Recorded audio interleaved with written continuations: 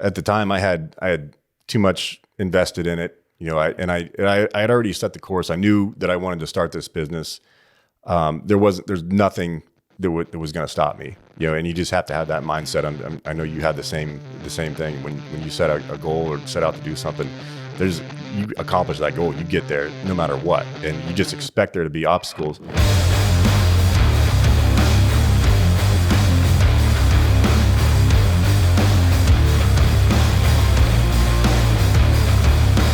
Hey everybody, this is Ben Crawford with the Unexpected Podcast, sponsored by Red Barn Home Furnishings. Today I have with me Aaron Woolf from Atlas Menswear, and we're going to talk to him about his small business, how he got started, what he does. But before we get going into that, we'll talk about our sponsor, Red Barn Home Furnishings. Do custom high-end furniture. You can find us at red_barn_home on Instagram or redbarnhomefurnishings.com. Also on Facebook at Red Barn Home Furnishings, and YouTube at Red Barn, I think it's Red Barn Home Furnishings YouTube channel. If you're listening to it, you might be listening to it on YouTube or Spotify. Be sure to hit the like and subscribe button, and I'll make sure I turn the comments on. Apparently those aren't on. But we have with us, like I said, Aaron. Aaron, how can they find Atlas Menswear? Thanks for having me. Glad to be here. My links are, my website is atlasmenswear.com. And there are links to my Instagram and Facebook on the bottom of the homepage. But my Instagram is at Atlas__menswear. It's kind of awkward, but Atlas Menswear was already taken, and also was the one with the 1_. They're inactive accounts, but I couldn't use it, so I had to have the 2 underscores. I copy that. Cool. And I do have a YouTube page too with some content on it. It's just Atlas Menswear on YouTube, and search that. You should be able to find it. Cool. And are you still on TikTok? I do have TikTok. I haven't been on it in a while, just because I hate TikTok. Yep, same here. Yeah, if I didn't have this business, I wouldn't have even open up an account, but you have to have it. I do need to get back in and create some silly stuff to go on TikTok. Yeah, I did have a couple of videos go viral, 800,000, 900,000 views on a couple of them. So I really need to hit that some more. Yeah, I understand. I'm not on TikTok. I call it Tic Tac. But I'm not on that at all. The kids, they're like, you need to get on there. But yeah, it's still a good way to build a following, because it's, Instagram and Facebook, they really throttle down the organic reach. They want you to pay, but TikTok is still in the phase of, they'll allow you to grow without having to spend too much money. Pretty rapid growth. Yeah. Yeah. Well, I'll have to consider that as well. But let's just kind of jump right into this. Yeah. Atlas Menswear. Explain to everybody listening what Atlas Menswear is. What is your focus? Atlas Menswear is a clothing company that specifically targets athletic and muscular men. Right now, we're just in shirts.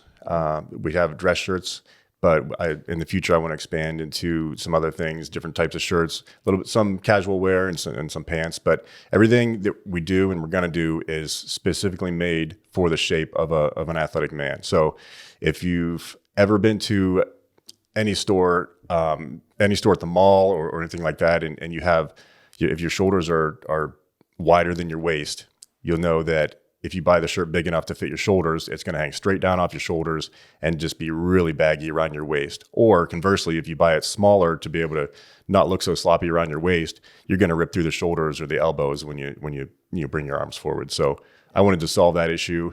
And I always say I'm not the biggest guy in the gym by any means, but I do have broad shoulders and a narrow waist. So I knew that I couldn't be the only guy that has that problem with buying shirts. So I'm sure we'll get into more backstory, but that's pretty much why I started it. Yeah, I mean, finding good fitting clothes anymore, I tell people all the time that they design clothes for like 15-year-old kids. Yeah, like they're not made for big guys at all. Or even muscular people at all. They're shooting for that 155-pound frame. Right. Yeah. They want everybody to be a straight up and down stick figure, or at least that's what they think everybody's shaped like. That's what they're selling. I mean, I battled the same problem in a different way. You know, I'm a big dude, but I can tell you, if you can develop some pants that stay on people's asses when they bend down, you're going to be a millionaire, man. Because I just can't find it. But so you're making shirts specifically for athletic people, but just athletes in general, not even athletes, just people who are fit. Right. Yeah. You don't have to be a bodybuilder, although that's an area where we naturally kind of grow and have gained a following. But yeah, any guy that's got an athletic frame is going to do well in our shirts. Yeah, and wants to look good. Yeah. I see a lot of guys, especially the bigger, bulkier guys that when they go out, they wear the same stuff that they wear at the gym. You know, sweatshirts, t-shirts, and they just don't look good when they're out to eat with their wife or girlfriend, or and I'm sure the wife and girlfriend is wanting them to dress up too. Yeah, and that's been a real positive thing for us if we're at a vendor expo and a husband and wife comes up and wants to check out the shirts.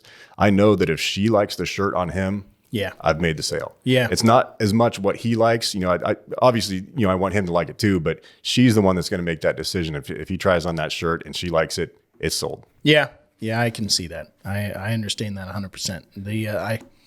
I battle with that too. Obviously, I have to get checked before I'm allowed to leave the house every night when we go out or anything like that. So I get that for sure. So that's your main focus is clothing people who have a difficult time finding clothes that are more athletic built men. Right.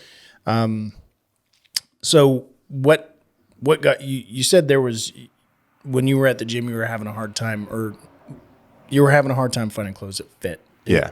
So what led you to this? Where'd you start off with this? Well, I've always been involved in athletics my whole life. Since I was 6, I started in martial arts, and so I've always done something athletic or something to physical to keep myself in shape. It's a problem that I've always had since I was a teenager or my early 20s, just finding clothes that fit right. Again, like I said, I'm not the biggest guy, but I was blessed with broad shoulders, and that's one of my few positive qualities. But it's just something that I've never been happy with. So I started, I got frustrated enough that I really started looking online for companies that sold shirts for that. And I found a couple of companies that claimed to do that, and I bought their shirts, and I wasn't happy with anything. I found out that they take just a regular shirt, you run of the mill off an assembly line somewhere. They buy a lot of them, and then they'll alter it some way, to do a little bit of tapering or something, and it just doesn't work very well. Hem them down just a little bit. Yeah. And then they slap their label on it and market it like that. So I just started looking more and more, and I also started talking to guys that I work out with at the gym, and I asked them if they have the same problem, and they said yeah, and I asked them what they did about it, and then guys would either say, I just don't wear nicer clothes, or I have to go get them altered and fitted and custom made. It's just a pain in the ass. So I thought maybe there's an opportunity there. It sounds like there's a market there. And unknowingly at the time, I was doing Google searches and looking for companies that did that.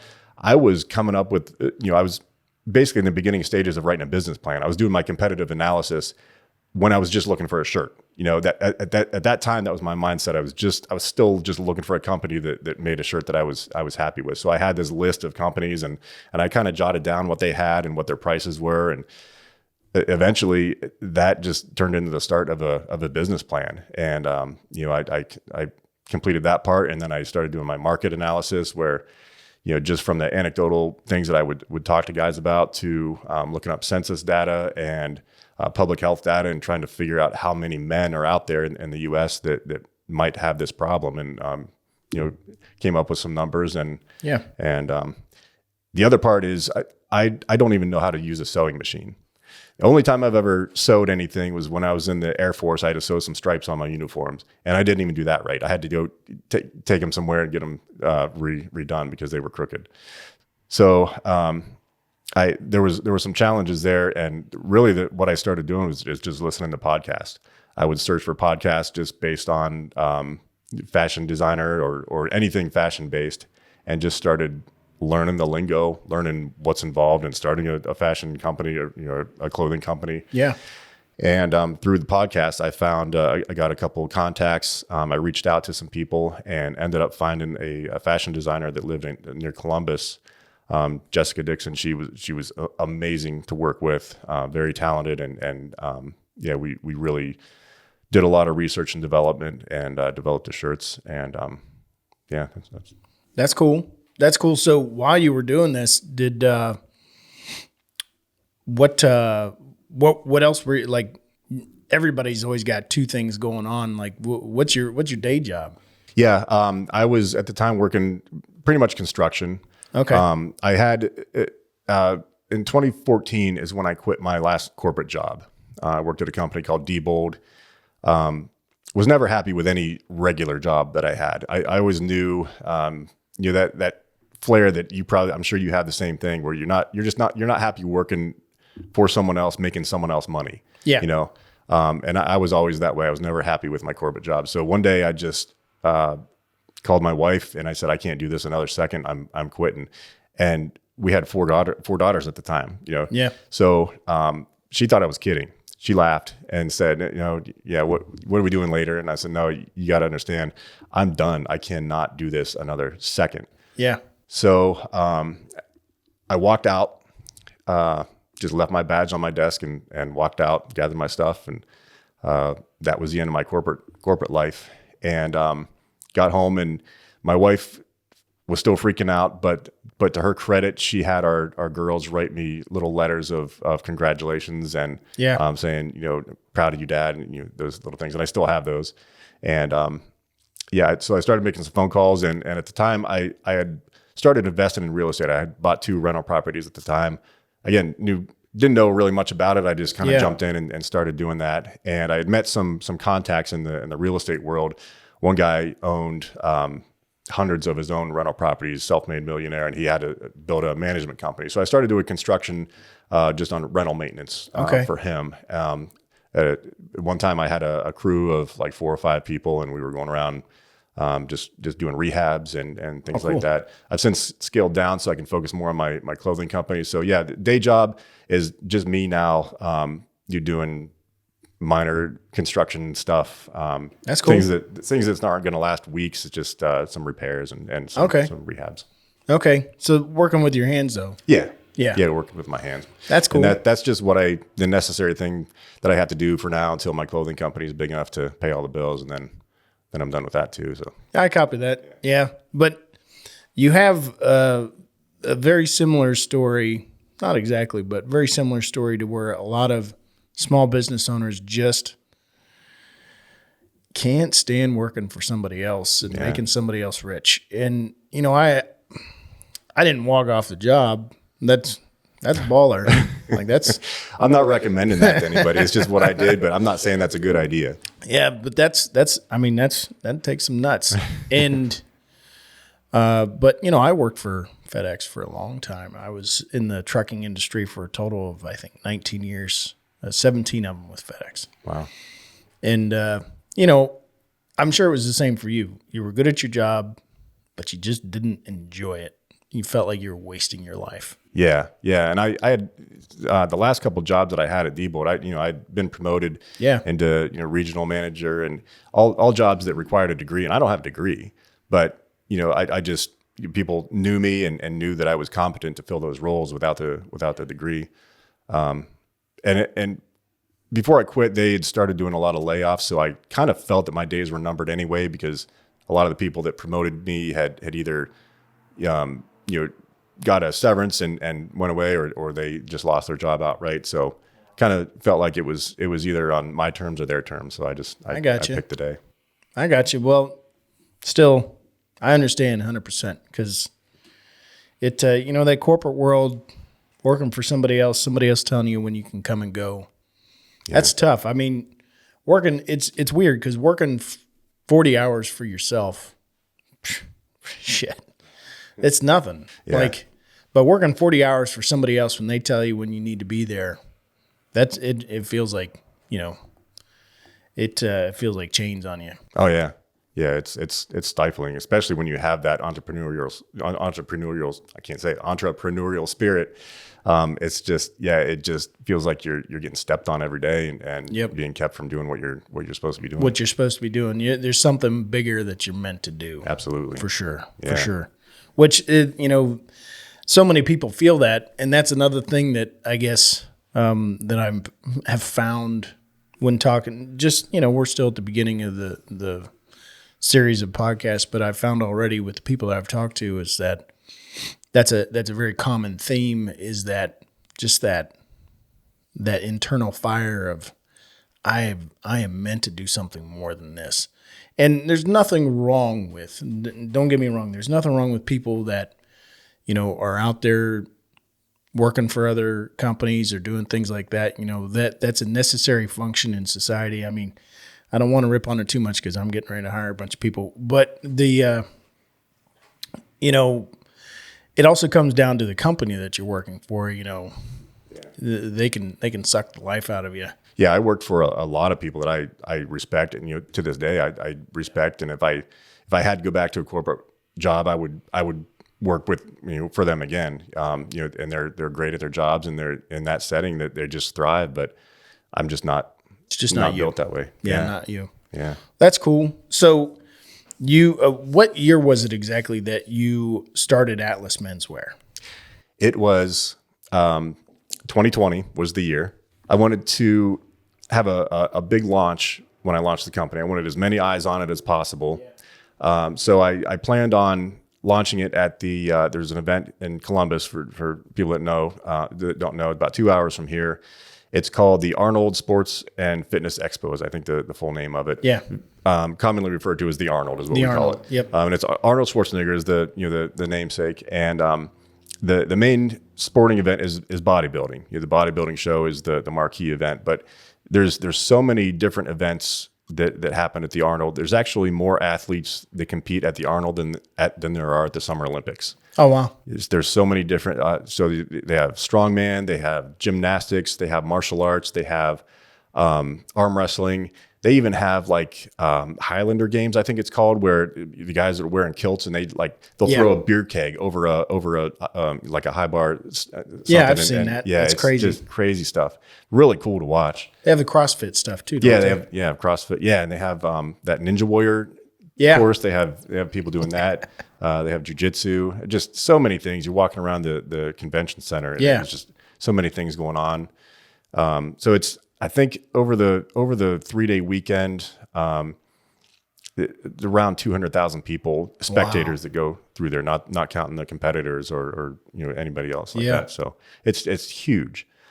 So they have a big vendor expo going on the whole weekend too, in conjunction with everything. So I wanted to launch my company there. So I bought the booth space, which is not cheap by any means. I bought all my inventory because when I decided I wanted to launch at the Arnold, I had a deadline then. I knew what date that I was shooting for. So I kind of had to rush, get my inventory purchased and manufactured and purchased. Got the hotel room, got some people lined up to help me with the booth. I got my banners, spent a ton of money and time getting ready for this event. And like I said, this was 2020. Yeah. Specifically March of 2020. Yeah. Specifically the first weekend of March, which also happened to be the first weekend that things started shutting down for COVID. Yeah. So I had a small booth set up as a pre-sale at the Powerhouse Gym down there. It's a different name now, but it's not far from the convention center. And the Thursday night before everything kicks off for the Arnold, all of the big name bodybuilders are at this gym, and it's a big event. Arnold usually drops in. You usually get a couple movie stars too, like Stallone or somebody walks through. That's cool. Just the energy is incredible in that place. And I was able to get a little table there to do like a pre-sale before the Arnold kicked off. And started making some sales. People were really interested in the shirts, and I'm just on cloud nine. I'm flying high. This is like everything that I had worked for. It was about a year and a half of from when I decided to start this company, to all the research and all the different patterns that we made and tweaked. So this is, it felt like the culmination of the crescendo of every all the work that I had done up to that point. And about 8 o'clock at night in the gym, all of a sudden, energy was just sucked out of the room. Like it went from like a party to almost dead quiet. And I'm like, what is going on? And somebody came up to me and said, there's the governor of Ohio is on live TV with Arnold. Wow. And they're canceling the Arnold. It's done. And I was like, no way. There's like, no way. There's no way. Yeah. Because everything was going so well. And, I alluded a little bit to, I was in martial arts, and at that time it felt very similar to getting kicked in the stomach. Yeah. My breathing was kind of tight, and I had that knot in my stomach, and I was like, what is going on?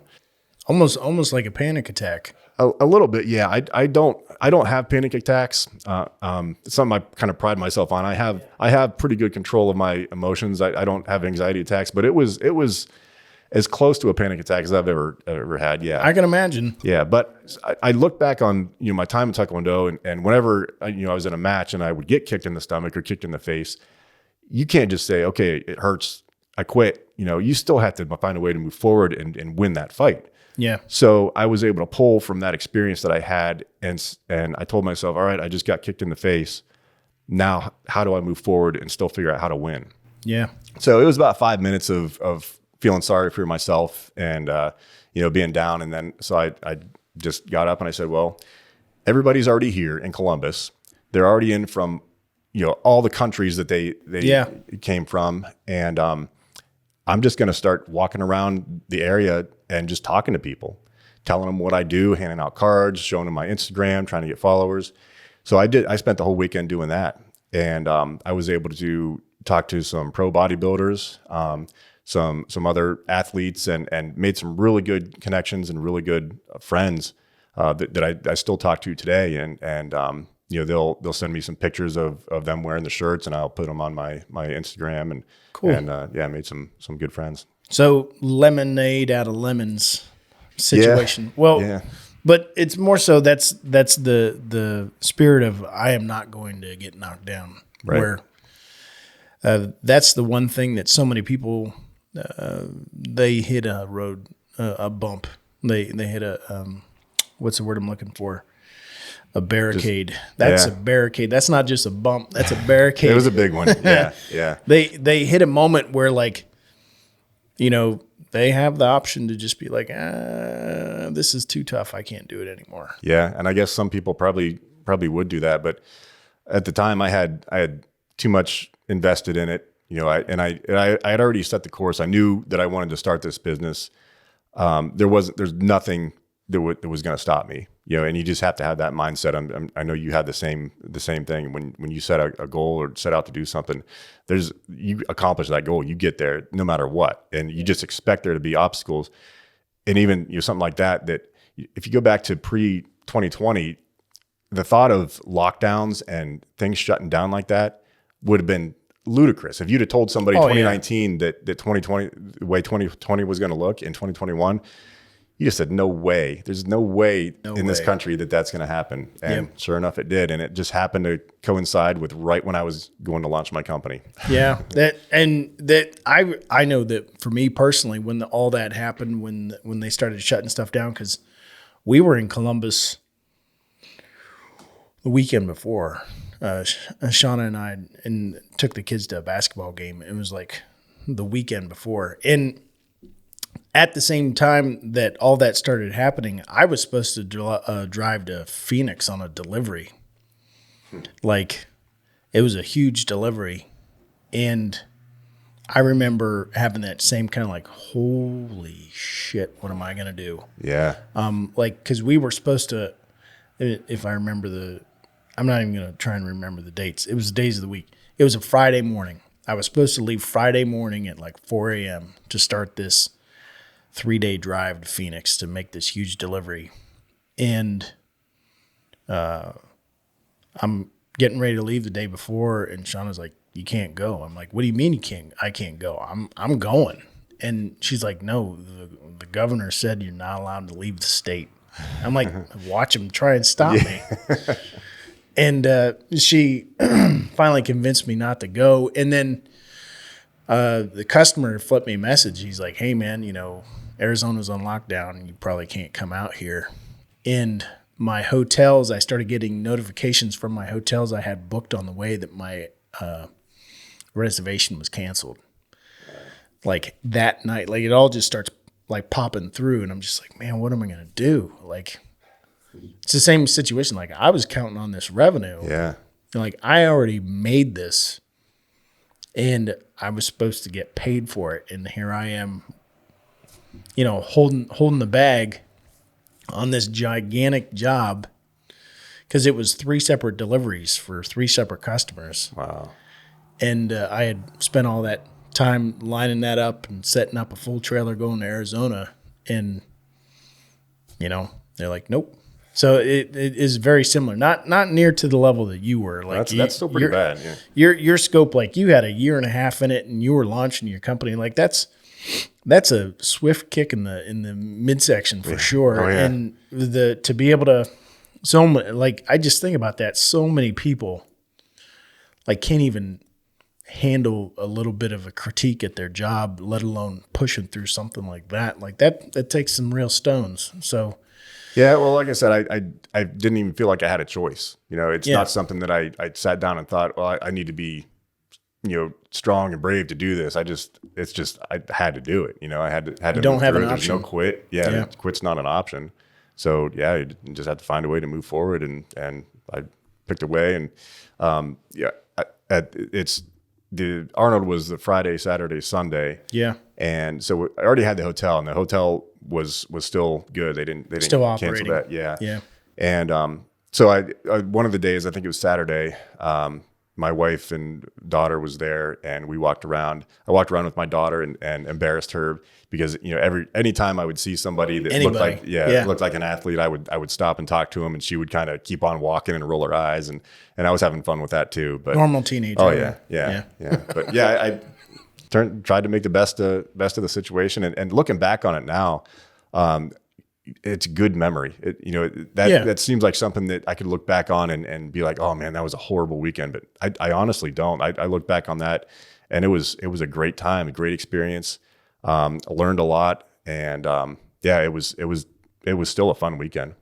Well, and that's the other thing that so many people steal from themselves by not pushing through adversity. They don't get to feel the pride that you have of overcoming that obstacle. Like you think about that. For instance, I coach, I used to coach, I'm done coaching football, but I coach football, and you're trying to help these kids push through difficult moments. And so often, whether it be their parents or other coaches or whatever, just let them quit.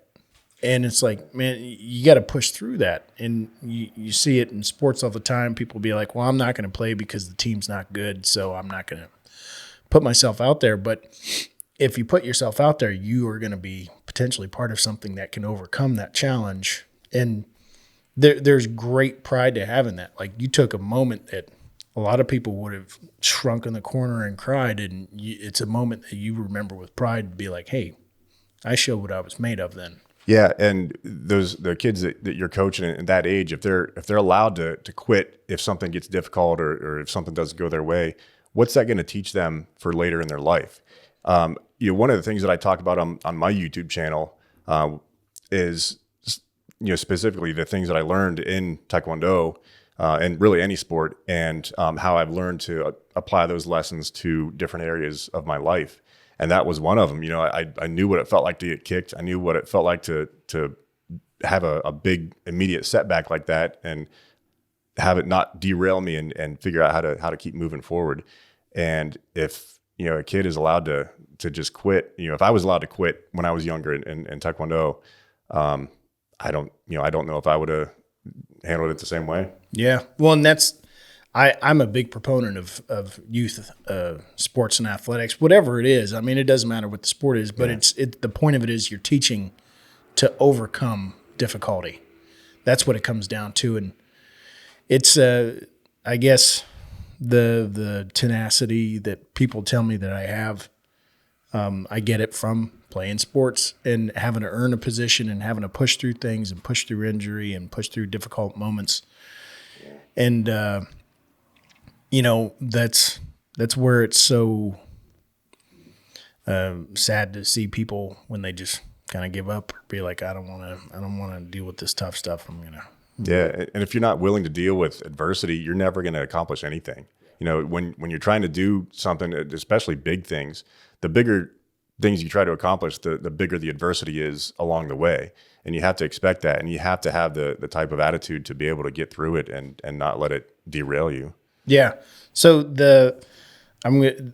I have this quote. I just hung this quote up in the house. It's Shauna, which for anybody listening, Shauna is my wife, which is Aaron's sister, and but she lives. Her and I have the same quote. It's one of our favorite quotes. I hung it up.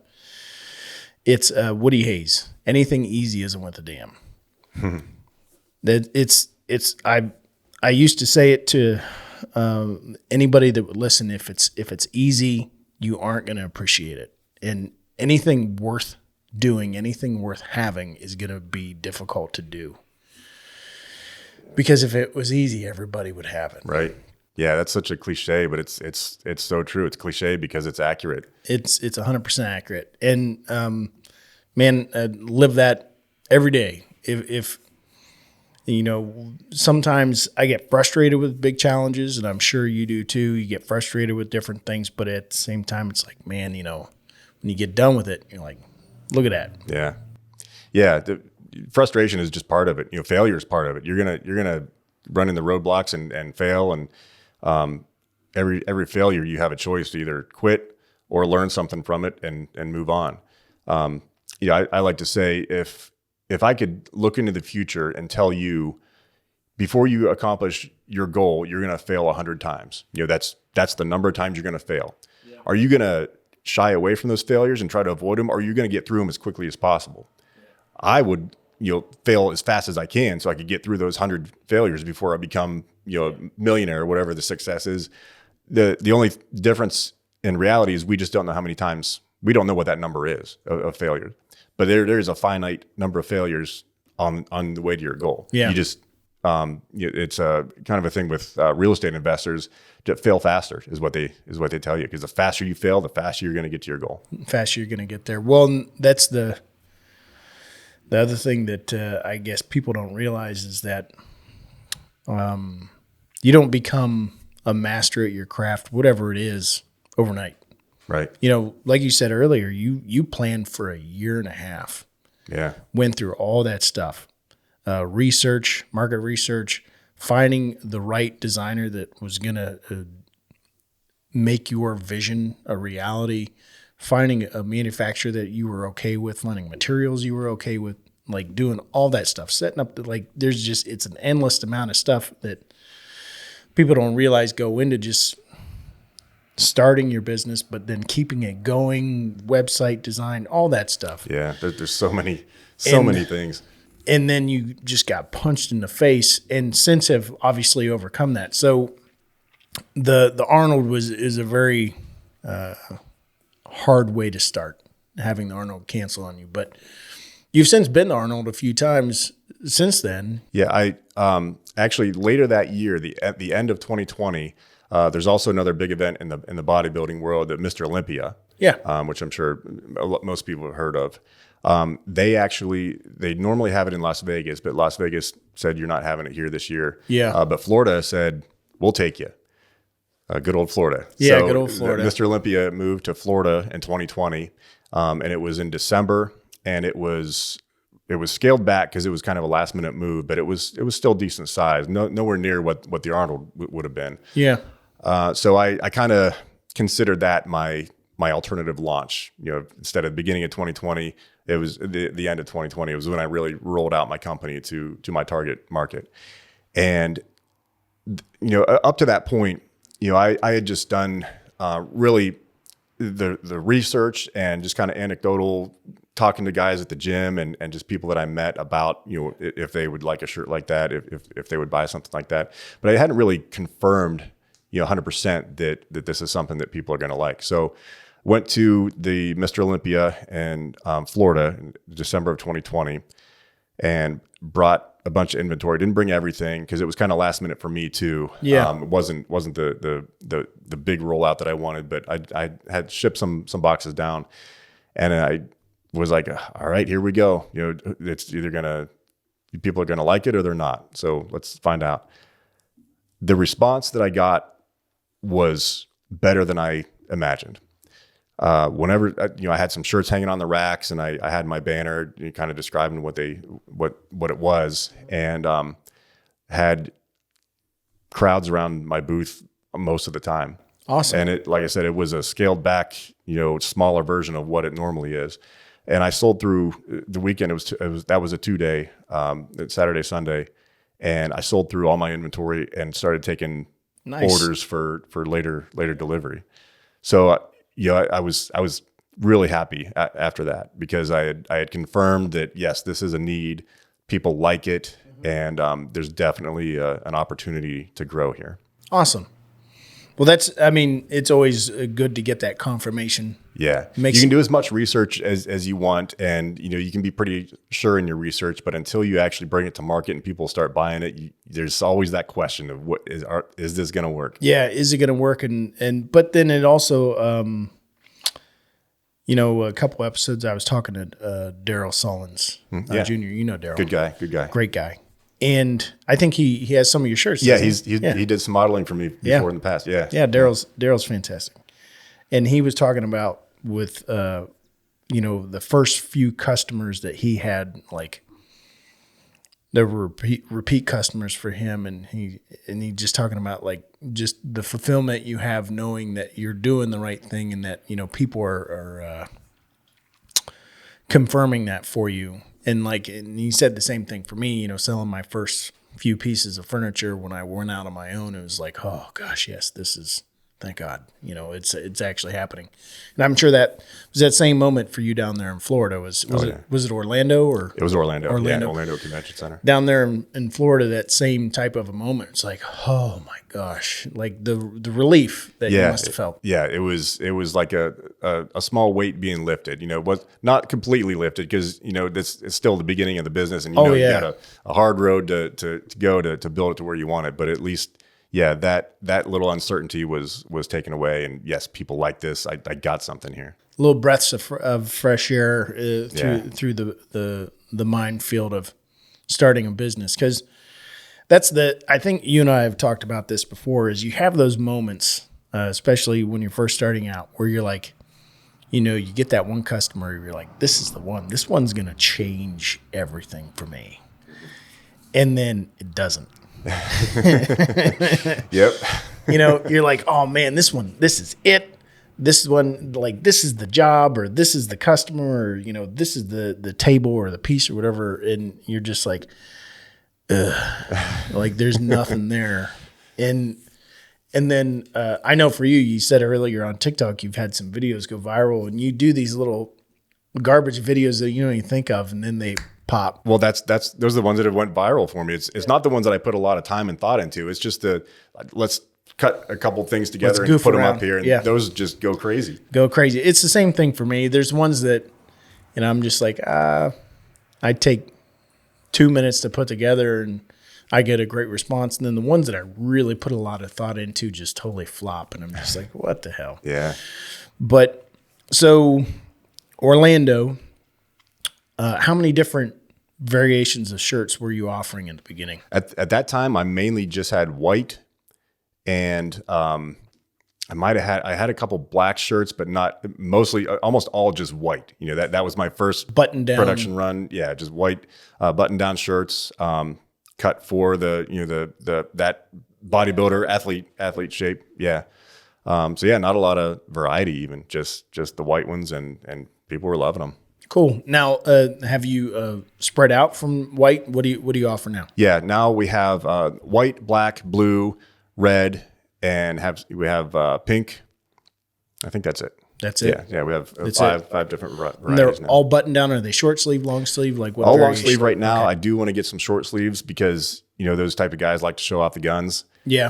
So I do want to get some short sleeves.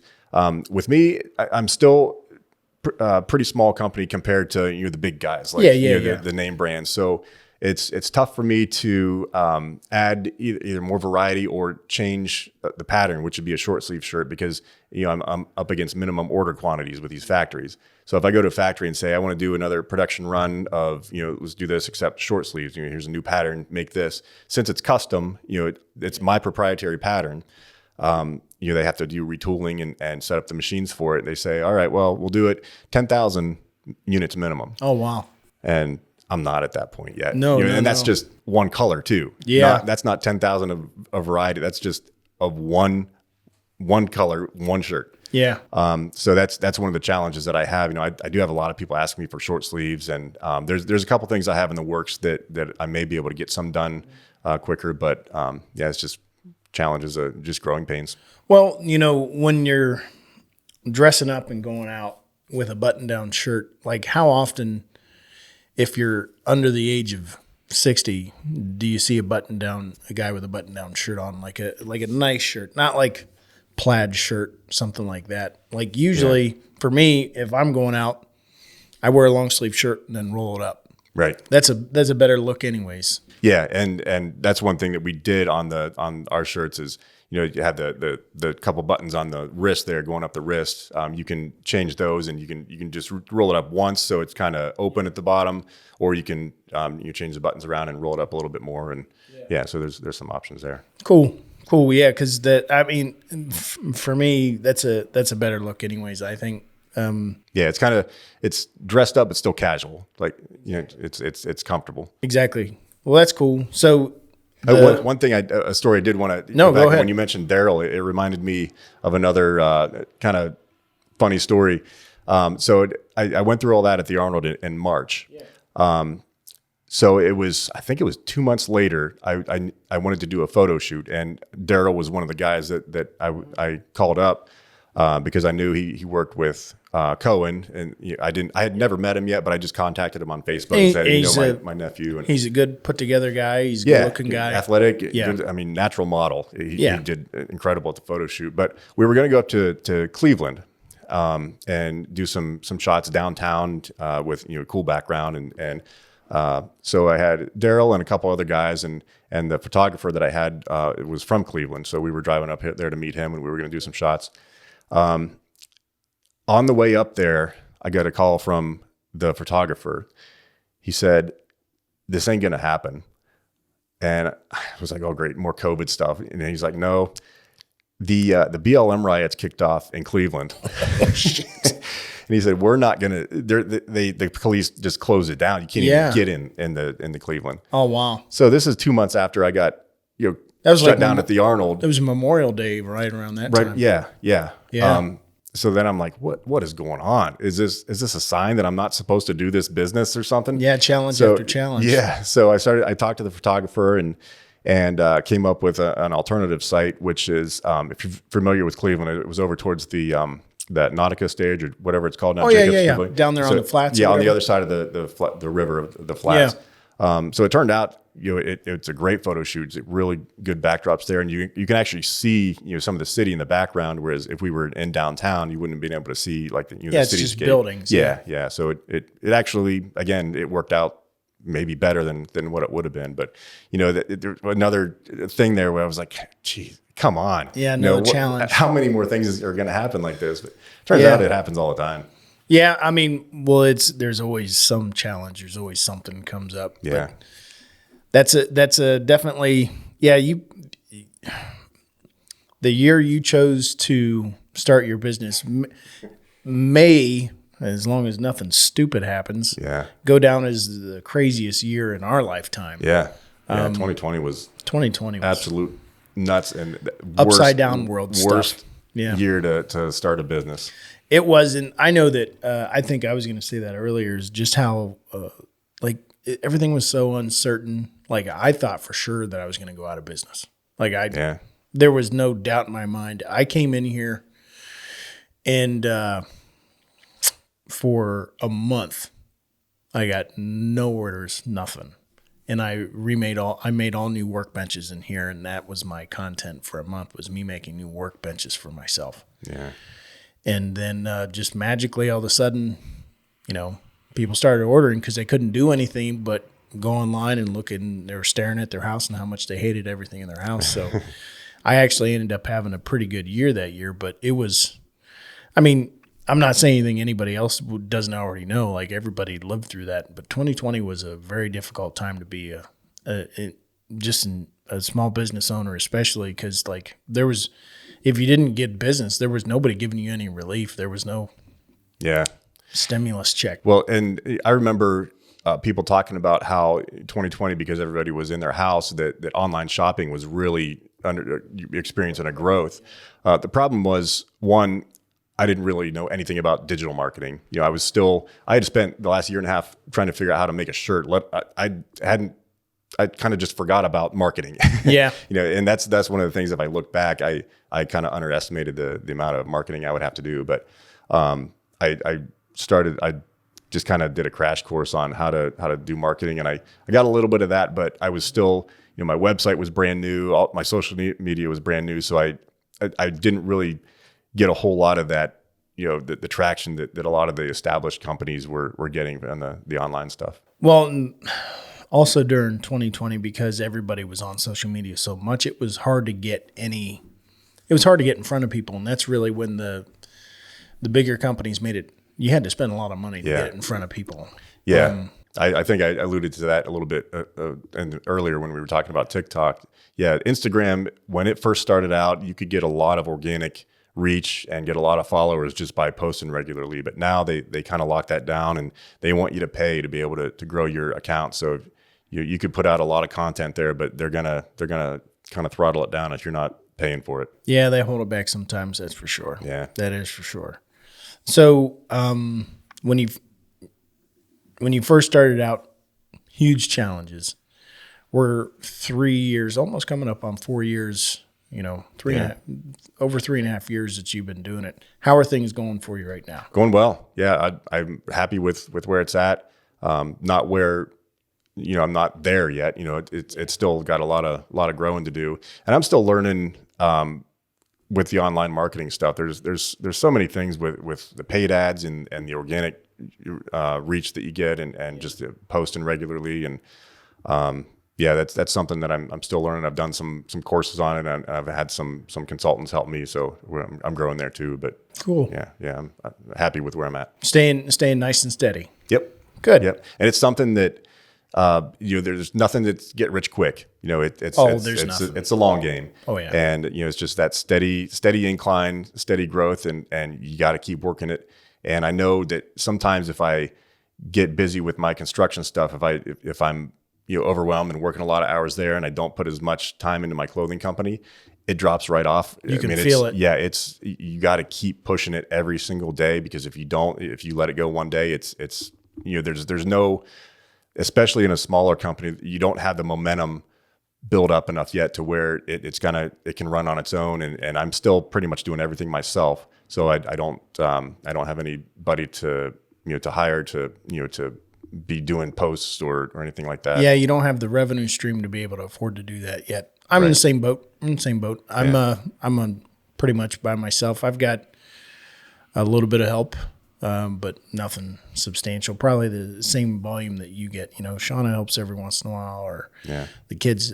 Like my oldest son Logan was up here. He helped for a couple days because he had some time. But usually it's just me, and all the marketing's just me. All the customer service is me. You know, like, wear a lot of hats. Yeah, own a business. If somebody calls up, if somebody's messaging Red Barn, they're talking to me. They're not talking to somebody else. It's me. Yep, and same with you. And you know, that sometimes it can be exhausting. And I'm right there with you. If I land like a really big job, you know, big jobs are cool because they pay a lot of money, but they make it to where I lose all my momentum. Like you had just said, you lose your momentum.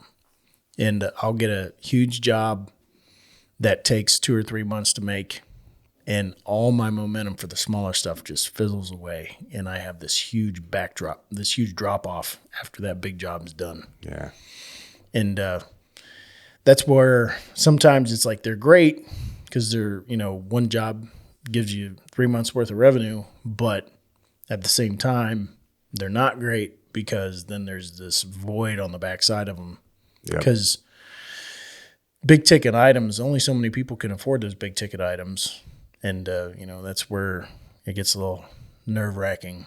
And I feel that. That's when I was more into construction. Before I started Atlas Menswear, I kind of built up my construction company, and we were doing kitchen and bath remodels, and partnered with a buddy of mine.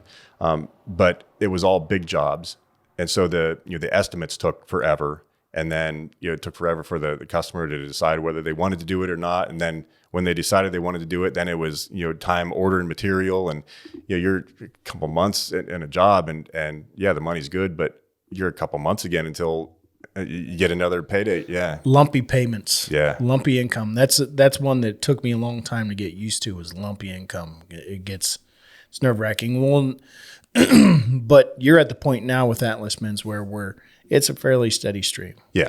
It's like I said, it's that steady incline of growth.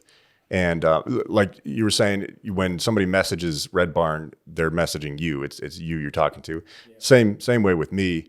That can be it can take a lot of your time, on one hand, but the other hand, it's an advantage for me because I can have my finger on the pulse of my customers. I know what they're looking for, what they like.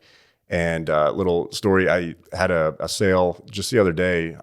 Guy ordered 4 shirts, and these shirts aren't the cheapest in the world. They're not, but they're not high, like a Tom they're Ford. high, they're high quality shirts. Yeah. They are definitely high quality and purpose made. Yeah. But so he spent money on 4 shirts, and so I shipped them out, and I followed up with him, which with the company the size that it is, I can still do that. I like to follow up with as many people as I can that make an order. Just ask, how'd you like it? So I didn't follow up with him right away, and I got these shirts back. So he returned them without even, normally somebody will email me about a return, but he returned them without talking to me. So I'm like, oh boy, that's a big sale. I'm going to see if I can save that. So I got a hold of him, and I said, can I ask why you returned these? Are you not happy with it, or just wrong size? And he said, yeah, it didn't fit. It was too tight on my chest. And I said, well, why don't we just try the next size up instead of you're just calling it a day? So he said, all right, I'll try the next one. So I said, I'll send you one instead of sending all 4 in the next size. That way, if you like them, I'll send the other 3, and if not, you return that one. So I sent it out, and turned out that one was perfect. And so I sent him the other 3. So if I had a huge company to where I wasn't able to follow up on individual orders like that, it probably would have just been a return and a lost customer. Yeah. But I'm able to have that personal touch on as many of the orders as I can, and hopefully now that guy's a customer for life. Yeah, hopefully. But that's the thing that people miss when they go to big stores. Yeah. They miss that actual, depending on where they're going, there's people that are there that are working a cash register. My daughter works as a checkout clerk at a clothing store, but she doesn't care. Yes, they don't care like I care about my business, and that's something that I think people are able to tell. Whether I'm at the Mr. Olympia and people are at my booth, I try to project that passion that I have for what I do, because I love it. This is something I feel that I was meant to do, because it combines athletics and fashion and just solving problems for people. And hopefully that kind of is evident with people when they talk with me about it, and that they know that I love what I do and I love talking to them. Well, and that's what separates you from those big stores. That's what is lost with that in the world that we live in, where everybody's buying everything from the evil empire of Amazon, and they don't think about even considering going to a place like that. And they're missing out. They really are. Small businesses bring a product that are unmatched. It's unmatched. There's nothing you can get at some big store that's going to match up with what you're offering. There's nothing at a big store that's going to match up with the stuff I'm offering. It's just that personal touch, that fingerprint touch. And that's what makes all the difference, why people should go to a small business and get a higher quality shirt and get something that's better, that's going to last, that's going to have somebody call up and be like, how did you like that? Right. Instead of they try it on, and I know that my stepdaughter, she buys stuff. If it doesn't fit, she literally just pitches it because the stuff it's just cheap. Yeah. Like we have clothes up there that still have the tags on them, and she's like, I don't want it. Yeah. And but if she were buying from somebody like you, that wouldn't happen. No, not at all. Because it's a completely different mindset. Like you said, the people that work in the clothing stores, they're in school or they're just there waiting until it's time to clock out. They don't really care.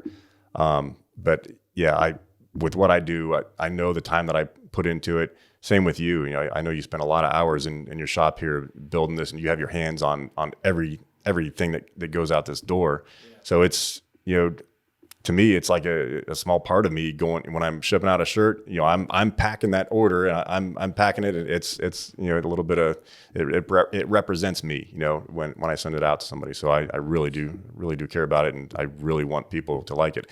And the other thing too is a job that I had before Diebold, I was selling loans, and I kind of got that job to get some sales experience because I've never really sold anything before, and I hated what I was selling. I didn't believe in it because I knew it was a subprime lender. We weren't helping anybody.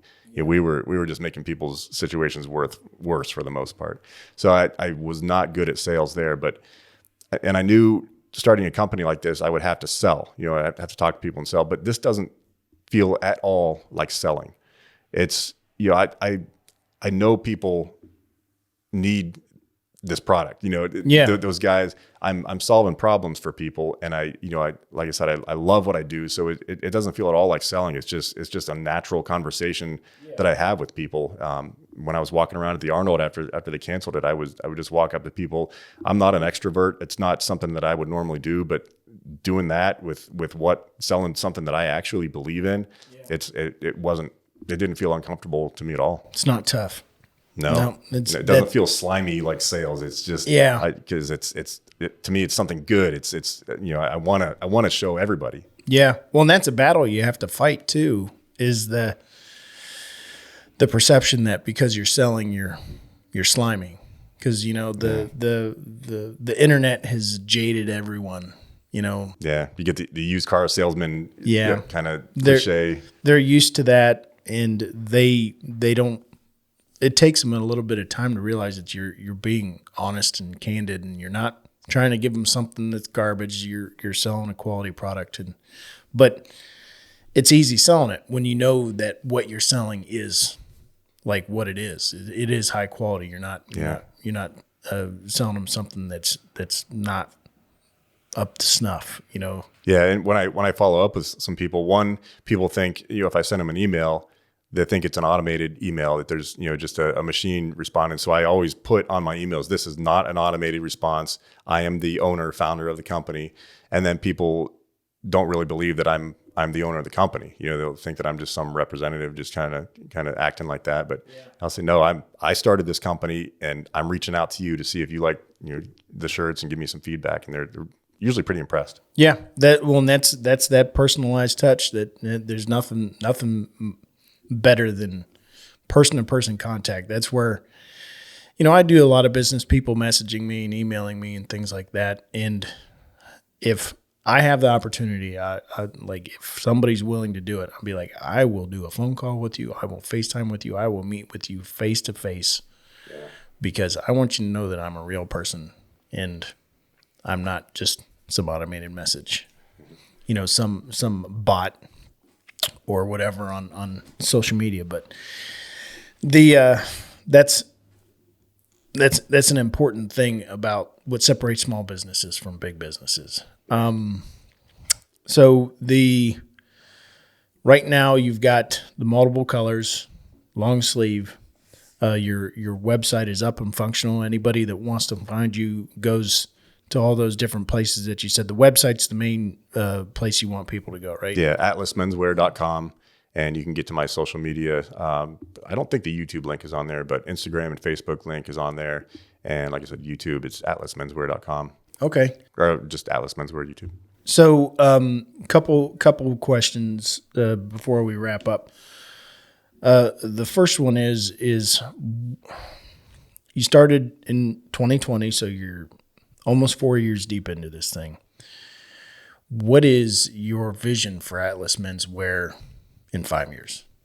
I want Atlas Menswear to be a one-stop shop for my target market, which is athletic men, to find any piece of clothing that they need that's dressed up. Upscale. I'm not going to be a gym wear company. I may have some casual stuff here and there, but primary focus is going to be nicer type of clothing. So dress clothes and up nicer casual. Going out stuff, going to the office stuff. Yeah, going to the office, going out on a nice date, going to a theater or something like that, to be able to tastefully show off the physique that you work so hard for. Okay. So that's where you're shooting for 5 years. Any hopes for like growth to where you need to hire some people? You put your daughters to work or anything like that? Yeah, I put them to work some. I actually last year I hired a bookkeeper. Oh, cool. Didn't work out very well. So that's still probably the first thing again that I'm going to hire out, because that's my least favorite thing to do is filing and bookkeeping. So yeah, that'll be the first thing. And from there maybe hire somebody to help me with marketing and yeah. So continue to grow and be a premier company to find for high quality dress clothing. Yeah. And once I conquer the U.S. market, and then I'll go worldwide. Couple challenges for customs and those things, but I have kind of a tentative plan on when that happens too. Cool, awesome. That's a really great goal, and I'm hopeful that you were able to meet that goal, because you're busting your butt, man. You bust your butt. Yeah, you too. I mean, we're both grinding away. We're not not lazy people by any means, and I mean, what else are we going to do? Just sit and not do anything? No, that's not us. I can't do that. Actually, Logan asked me the other day. That's my oldest son, for the people that are listening. He asked me. He's like, Dad, how do you do that? I'm like, what do you mean do what? Because I was like going through what we had to do for the day, and he's like, it's 8:00 in the morning, and you just said you just laid out everything we're doing until 8:00 tonight. He's like, how are you at the beginning of the day already know you're going to work 12 hours? I said, well, what else am I going to do? Like, I mean, I go and help in the house and, do my part as far as that goes. But I know every week that I'm going to work at least 6 days, and I'm going to put in at least 10 hours every day. Yeah. And sometimes on Sundays. But it's just that internal fire. You've got that same internal fire. You just can't put it out. Yeah. Because when I sit down and I'm not doing something, not being productive, like it eats at me. It eats me away. Yeah. And you do have to have the balance. You do have to spend time with your family and kind of let that fire burn a little lower for a little while. But I know the feeling. Yeah. When you got something that you want to accomplish, it's just kind of, I got to get to it. It's always in the back of your head. Yeah. Like, what's the next step? What's the next thing? What can I do? Yeah. And how is what I'm doing going to impact everybody around me, my family? Because that's really who you're doing it for. Absolutely. Yeah. So last question. You've already listened to a couple of the previous episodes, so I think you know what's coming. When you're working, music's a huge part of my life. And you and I have very similar taste in music. Yeah. When you're working, you want to get to work, you want to get stuff done. You know that it's a day, you want to be focused. What are your top 5 songs that you listen to when you're really wanting to either work out, like working out? Like, my workout mix is the same as my working mix. It's like, if I want to get after it. So what are your top 5 songs for working out, whatever, when you want to get some shit done? Well, it does depend. I can give you the top 5, but a little bit different with me. If I'm working in my office, I have to listen to something kind of in the background. So it's like an electronic with no words, kind of upbeat, like a doom, doom, doom, that type of beat. But Nine Inch nothing Nails. that nothing that I want to pay attention to, because I'm trying to pay attention to what I'm doing on the computer. I got you. And I get sidetracked easily, especially with music. So if I'm in my office, it's a different playlist. Well, than when because you're a very talented musician, for what I'm told as well. I wouldn't say very talented. If I had spent more time on it, if I dedicated myself, I could be a lot better. But I've played guitar and kind of picked up drums a little bit.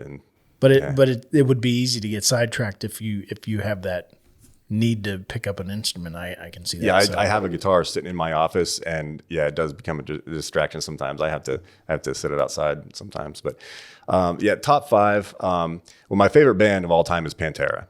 So really any Pantera song, except Walk. I'm a little over that one. It's been overplayed, but it is a little heavily played. Yes, any Pantera song would be my number one. Asking Alexandria is a good band too that I really like. So there's one. I'm trying to think of the name of it. You can check your phone if you want. I always have to. I've said that before. When I was when they asked me, I had to get my phone playlist out because there's so many. The Final Episode, I like that song. Okay. And then something that's not so heavy. I like Breaking Benjamin. Oh yeah. So anything by Breaking Benjamin. I know you want a top 5, but it's hard. It's really hard for me to narrow down. Oh, dude, it's so difficult. I got a top 20. My top 10 list has 20 songs on it, so I'm right there with you. Yeah. Breaking Benjamin, Chevelle, kind of similar to Breaking Benjamin, but okay. I really like Chevelle too. So I guess I'm giving you a top 5 bands, which is fine to narrow down to a specific song for any of these. It's too tough. difficult for me. Yeah. Oh yeah. So how many is that? That's 4. That's 4. And then for 5, I'll change gears a little bit. I like there's a string quartet called Kronos Quartet. I don't know if you've ever listened to them. It's like the heavy metal of string quartets. Okay. It's pretty intense stuff. There's the CD Kronos Caravan is what it's called, and the first track on that it gets you moving. It hypes me up, and I really like that. Awesome. So, a string quartet is your number 5, and it's real aggressive. Pretty aggressive, yeah. Pretty aggressive. Yeah. Awesome. Yeah. Well, have you ever seen I don't want to say fiddler, but like a violinist really playing an aggressive song? It's awesome to watch. It's crazy. Yeah. It's just as fun to watch as somebody in metal shredding on guitar. Yeah. Absolutely. And the level of skill it takes to play an instrument like that is I can't even imagine, because it's all memory and feel. Yeah, you don't have the frets like you do on a guitar. It's just a blank fretboard or whatever they call it on a guitar, or on a violin. But it's pretty cool. One of my cousins, who was he was an Army Ranger. We used to go to family reunion, and his parents would make him play the violin in front of us. And I remember watching him. He was like 8 years old, and he's up there playing the violin. I'm like, nope, can't do it. I can barely play the saxophone. Nope. But it is very impressive to watch somebody do that. So that's very cool, because that's where people they think it's funny, because like on my top 10 playlist, like I have the 1812 Overtures on there. Oh yeah. That thing, it's a 14-minute long song, but it's awesome. Yeah. And there's just so many different layers to it. I guess I've never seen it live, but I've heard some live performances will actually have cannons in the the real what do you call it, the accent crescendo part. Yeah. That's one of the things that's great about it, is it goes from real soft to this like explosion at the end, and it's pretty fantastic. But you got to be able to appreciate all that sort of musical stuff. I can't handle the poppy stuff at all. No, I can't do it. Yeah, it's a product sold, packaged and sold. It's got no feel and no soul. No soul. Yeah. That's where, and that's I think I was just having that conversation with somebody recently where they're like, how can you listen to such heavy music all the time? I said, well, most of the time, that stuff calms me down, because you're listening to that artist get rid of their anger. Yeah. And you can feel them getting rid of the the anger or whatever created them to write that song, whatever led them to write that song. And it helps you kind of work through whatever anger you're dealing with too, in the same way where you're like, that person was so pissed off. Yeah. And you just listen to them kind of work through the whole thing on a song, and it does the same. So like people may think it's funny, but like heavy metal is calming, loud and obnoxious music is calming to a degree, but then it cranks you up at the same time because it gets you focused. And, you want me to lose focus and get irritated, put on some NSYNC or Taylor Swift or something, and you'll see me at my most agitated state because it's just... Same here. It's terrible. Yeah, I can't stand that stuff. It's terrible music. Well, Aaron, it's been great having you here. Yeah. Atlas Menswear. I mean, I know your story a little bit because we've talked at length about it, previously, but still hearing more of the nuts and bolts part of it, and how it affected you going through those moments. Those are things that a lot of small business owners, I think it's good for them to hear about the challenges that we go through, so they know that they're not alone out there. Yeah, that's one of my favorite type of stories to read about or listen to is entrepreneurial stories and how people overcame things just like that. So, because I know when you're going through it, it's like, man, I got to be the only person that's got to deal with it. Exactly. Shit. Yeah, that's exactly what it feels like. But everybody goes through stuff like that. If it was going to happen, it was going to happen to me. And but so it's really great that you were willing to share that with us. Once again, Atlas Menswear. You can find Aaron at atlasmenswear.com. I'm not even going to try and do the Instagram handle. So go ahead, go through all your stuff again. The Instagram is Atlas__menswear. And then the YouTube, just search Atlas Menswear, and you'll see my ugly face on there wearing one of my shirts. There you go. So that if for anybody looking to get a really high quality athletic, I wouldn't even say it's dress wear. It's dress shirts. Yeah, dress shirts. You can wear them with or without a tie. Yeah. You can dress them down a little bit, like we said, roll up the sleeves and go to the club or something, or put a tie on and tuck them in and wear them somewhere nicer. Yeah. Wear them Pretty wherever. Versatile. They're versatile. There you go. So anybody looking for that sort of stuff, be sure to look atlasmenswear.com up. As always, the whole Unexpected podcast is brought to you by Red Barn Home Furnishings. You can find me at red_barn_home on Instagram, redbarnhomefurnishings.com, and Red Barn Home Furnishings on Facebook and YouTube. I wish I hadn't selected such a long name for my company sometimes.